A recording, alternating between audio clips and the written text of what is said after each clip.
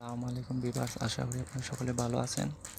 আমি এর আগের যে ব্লগটা আপনাদের সাথে শেয়ার করছিলাম, সেই জায়গায় একটি দুর্ঘটনা ঘটে গেল। পিকআপ ভ্যান ও জিপ সংঘর্ষে এক ব্যক্তির অবস্থা খুবই আশঙ্কাজনক। আল্লাহর রহমতে আমি ভালো আছি। এখানে বিদায় নিলাম। ভালো থাকবেন। আল্লাহ হাফিজ।